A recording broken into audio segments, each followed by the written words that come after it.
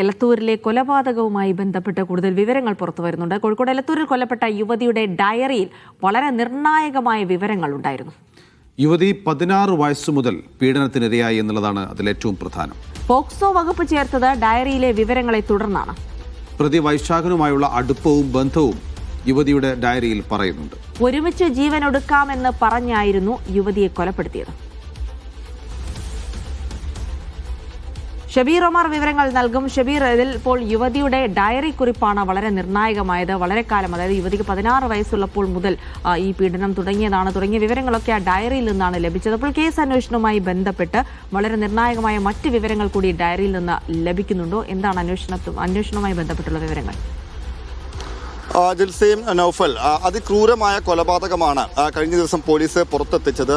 ആത്മഹത്യയാണ് എന്ന് വരുത്തി തീർക്കാനായിരുന്നു ഈ തറമ്പാട്ടുതാഴം സ്വദേശിയായിട്ടുള്ള വൈശാഖന്റെ ശ്രമം. അതാണ് പോലീസിന്റെ അന്വേഷണത്തിനൊടുവിൽ കൊലപാതകവും ക്രൂര നടപടികളും പ്രവൃത്തിയും ഈ പ്രതിയുടെ ഭാഗത്തു നിന്നുണ്ടായി എന്ന് തെളിഞ്ഞത്. എന്തായാലും ഈ കേസിൽ മറ്റൊരു വഴിത്തിരിവിലേക്ക് കടക്കുകയാണ്. അതായത് ഇപ്പോൾ കൊലപാതക കേസ് ആണ് എലത്തൂർ പോലീസ് രജിസ്റ്റർ ചെയ്തത്. ആ കേസിലാണ് ഇപ്പോൾ വൈശാഖനെ കഴിഞ്ഞ ദിവസം കൊയിലാണ്ടി കോടതി റിമാൻഡ് ചെയ്യുകയും ചെയ്തത്. എന്നാൽ കൊല്ലപ്പെട്ട യുവതിയുടെ ഡയറി പരിശോധിച്ച പോലീസിന് നിർണായകമായ ചില വിവരങ്ങൾ കൂടി കണ്ടെടുക്കാനായി. വൈശാഖന്റെ അടുത്ത ബന്ധുവാണ് ഈ കൊല്ലപ്പെട്ട യുവതി. 16 വയസ്സ് മുതൽ താൻ വൈശാഖിൽ നിന്ന് ശാരീരിക മാനസിക പീഡനം ഏറ്റിരുന്നതായാണ് യുവതിയുടെ ഡയറി കുറിപ്പിലുള്ളത്. ഇപ്പോൾ 26 വയസ്സുള്ള യുവതി കഴിഞ്ഞ 10 വർഷമായി വൈശാഖിൽ നിന്ന് ഇത്തരത്തിലുള്ള പീഡനം ഏറ്റിരുന്നതായി ഈ ഡയറി കുറിപ്പിൽ വിവരമുണ്ട്. ഇതിന്റെ അടിസ്ഥാനത്തിൽ പോലീസ് ഇപ്പോൾ മറ്റൊരു കേസ് കൂടി രജിസ്റ്റർ ചെയ്യുകയാണ്. പോക്സോ വകുപ്പുകൾ പ്രകാരം മറ്റൊരു കേസ് കൂടി രജിസ്റ്റർ ചെയ്ത് വേറെ തന്നെ അന്വേഷിച്ച് കുറ്റപത്രം സമർപ്പിക്കാനുമാണ് പോലീസിന്റെ ഭാഗത്ത് നിന്ന് നീക്കം നടക്കുന്നത്. അതുമായി ബന്ധപ്പെട്ട നടപടികൾ പോലീസ് തുടങ്ങിക്കഴിഞ്ഞു. പോക്സോ കേസ് ചുമത്തി മറ്റൊരു കേസ് കൂടി രജിസ്റ്റർ ചെയ്തിട്ടുണ്ട്.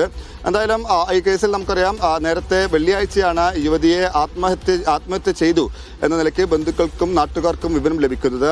യുവതിയെ ഒരുമിച്ച് മരിക്കാം, അല്ലെങ്കിൽ ആ നിലയ്ക്ക് ഒരുമിച്ച് ആത്മഹത്യ ചെയ്യാം എന്ന് പറഞ്ഞ് വൈശാഖൻ തന്റെ ഉടമസ്ഥതയിലുള്ള ഇൻഡസ്ട്രിയൽ ഷോപ്പിലേക്ക് വിളിച്ചു വരുത്തി പിന്നീട് വളരെ തന്ത്രപരമായി ഈ യുവതിയെ ലൈംഗികമായി ഉപദ്രവിച്ചു എന്നതടക്കം പോലീസിനോട് ഈ പ്രതി സമ്മതിച്ചിട്ടുണ്ട്, മൊഴി നൽകിയിട്ടുണ്ട്.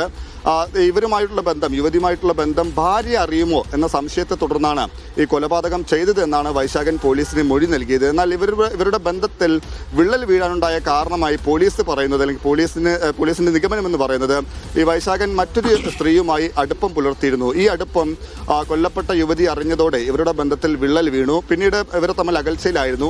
ഈ അടുത്താണ് വൈശാഖൻ ഇവരുമായി വീണ്ടും അടുത്തത്. വിവാഹം കഴിക്കാമെന്നെല്ലാം തന്നെ പ്രലോഭിപ്പിച്ചാണ് വീണ്ടും അടുത്തത്. ഇതിനുശേഷമാണ് ഈ കൊലപാതകം നടത്തിയതെന്നുമാണ് പോലീസ് കണ്ടെത്തിയിട്ടുള്ളത്. എന്തായാലും വൈശാഖിന് വേണ്ടി പോലീസ് ഇന്ന് കസ്റ്റഡി അപേക്ഷ നൽകും. 5 ദിവസത്തെ കസ്റ്റഡി ആവശ്യപ്പെട്ടാണ് പോലീസ് ഇന്ന് കസ്റ്റഡി അപേക്ഷ നൽകുക. പ്രധാനമായും വിശദമായ മൊഴി രേഖപ്പെടുത്തണം, ചോദ്യം ചെയ്യൽ നടത്തണം. ഒപ്പം തന്നെയാണ് ഇയാളുമായി തെളിവ് ശേഖരണം അടക്കമുള്ള നടപടികളിലേക്ക് കടക്കണം. അപ്പോൾ ഇന്ന് തന്നെ കസ്റ്റഡി ആവശ്യപ്പെട്ടുകൊണ്ടുള്ള അപേക്ഷ പോലീസ് കൊയിലാണ്ടി കോടതിയിൽ നൽകും. 5 ദിവസത്തേക്ക് കസ്റ്റഡിയിൽ വാങ്ങി വിശദമായി ചോദ്യം ചെയ്യാനും തെളിവെടുപ്പ് നടത്താനുമാണ് പോലീസ് നീക്കം. ഒപ്പം തന്നെയാണ് ഈ ഡയറി വിശദമായി പരിശോധിച്ചതിന് ശേഷം വൈശാഖന്റെ ഭാഗത്ത് മറ്റെന്തെങ്കിലും തരത്തിലുള്ള നടപടികൾ ഉണ്ടായിട്ടുണ്ടോ എന്ന കാര്യം കൂടി പോലീസ് പരിശോധിക്കുന്നുണ്ട്. അതിനനുസരിച്ച് തുടർ നടപടികൾ സ്വീകരിക്കാനുമാണ് ഇപ്പോൾ എലത്തൂർ പോലീസ് തീരുമാനിച്ചിട്ടുള്ളത്. ജിൽസി, നൗഫൽ.